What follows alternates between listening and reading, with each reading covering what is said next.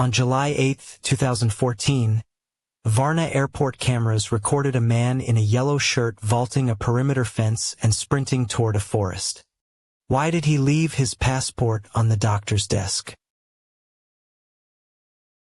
Lars Mittank was born on February 9, 1986 in Berlin and grew up in Itzehoe.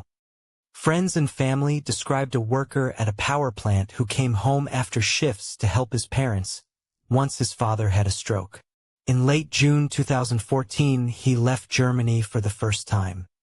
5 friends booked a week at Golden Sands, the packed resort strip outside Varna. Paul Roman later said the days went fast. Beach, pool, football, clubs, a good mood. Tim Schultz remembered that Mittank ate little, a small bowl of soup or a salad. Until the last nights, nobody in that group reported a break from ordinary holiday behavior. The later panic has to be measured against that starting point because the file begins as a cheap summer week, not a planned vanishing. On July 6, the night before the booked return, Mittank argued with other German tourists about football. He supported Werder Bremen. They backed Bayern Munich. After leaving a bar, he split from his friends outside a restaurant and did not come back that night.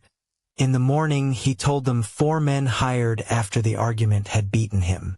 A doctor recorded a jaw injury and a ruptured eardrum, told him not to fly, and wrote cefprozil 500 milligrams. The friends offered to stay. He said he could handle the extra night alone and pushed them onto the July 7th flight. That decision is the hinge. From this point the group is in Germany, and Mittank is a solo patient near an airport, holding a medical reason not to board and a story about a beating that nobody else in the file witnessed.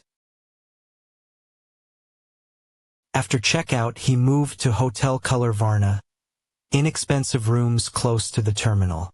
The next day, the calls to his mother Sandra changed register. He whispered that people were trying to kill him or rob him and told her to cancel his credit cards. Cameras in the corridors recorded him walking the halls, checking windows, and stepping into an elevator as if to hide. At 1 a.m., he left the building for about an hour. The file does not say where he went. In the morning he called again and said the people after him were getting closer. These are the last private hours before the airport. They are also the first stretch where his behavior on video and on the phone no longer matches the holiday his friends described.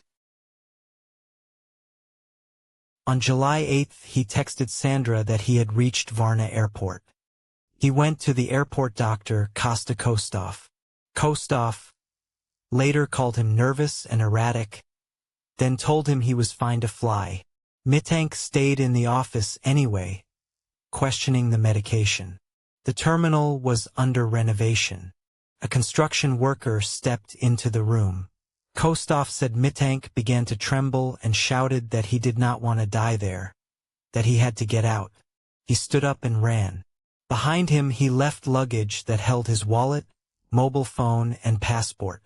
Whatever he thought was in that doorway, he chose speed over every document that could have identified him at a border. Kostov has said he still cannot explain the panic. Airport security cameras pick him up after the office. He is moving through the terminal, then outside, jogging away from the building. On the recording he climbs a fence, crosses a meadow, and runs toward adjacent woods. That tree line is the last confirmed location in the case. Searchers did not recover him that day. Bulgarian and German police opened a missing person file. The images are short, daylight, and specific. Yellow shirt, fence, grass, trees. They are also incomplete. No. Later frame shows him entering a car, a terminal, or a hospital. The public later looped those seconds, until the clip became, in press shorthand, the most watched missing person tape on YouTube. Fame did not add a verified coordinate after the meadow. Sandra Mittank and some physicians asked whether cefprozil could explain the paranoia. It is a cephalosporin. Reviews in the medical literature have described rare psychotic reactions to antibiotics, including hallucinations. That hypothesis needs the drug in his system. Kostov said Mittank never filled the prescription, so the panic in the office cannot be blamed on a pill he did not take, at least not on Kostov's account. Another line is an undiagnosed psychiatric break. His mother said he had no psychiatric history. The beating and the ruptured eardrum are documented. A hidden illness is not. The file therefore holds two incomplete medical stories at once. A drug that might cause paranoia if swallowed, and a doctor who says the bottle was never picked up. When official channels produced no body and no arrest, Sandra hired Andreas Gudig, a private investigator. He checked hospital records for unidentified patients. He found none that matched. Mittank had hunting, fishing, and trapping experience, which raised a survival question. Could he have lived off the land outside Varna? Investigators were skeptical. Summer heat, limited food, and the fact that he left money and a phone in the terminal all cut against a planned wilderness stay. About a year later, a truck driver thought he saw him hitchhiking in Varna. Other reports placed lookalikes in several countries. None were confirmed. In 2019, a German driver said a long-haired, bearded hitchhiker from Dresden to Schildow resembled an older Mittank. That lead also stayed unconfirmed. The tape answers one question and refuses the rest. It shows a man leaving an airport on foot. It does not show a kidnap vehicle, a second attacker, or a plan. If someone wanted him, they would still have to explain why he abandoned the passport that made him easy to name. If he was in a medical crisis, they would still have to explain how he cleared a fence and a meadow without being stopped, then vanished so completely that hospitals did not log him. The construction worker remains a trigger on one man's memory, not a suspect with a file. That gap is why the clip keeps circulating. Viewers can see the run and cannot see the next minute. The circulating description is concrete. 180 centimeters. Dark blonde hair. A scar on the left forearm.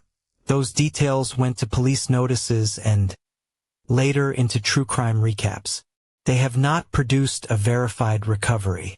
Interpol and German notices kept the name active. Sighting maps got denser while evidence did not.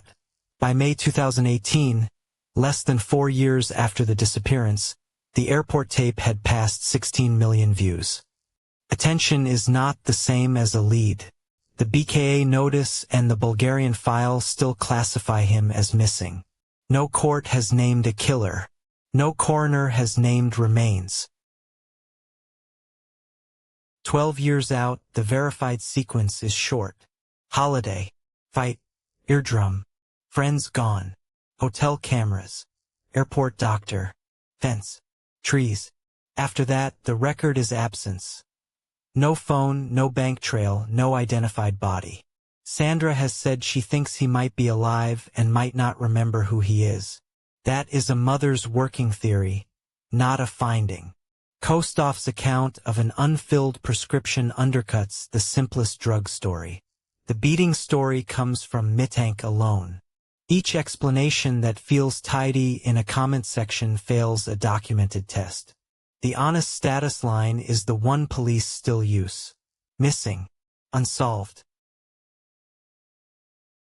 The last objects he controlled on purpose were on a doctor's desk.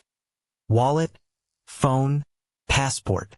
The last place cameras could swear to was a fence line and a meadow.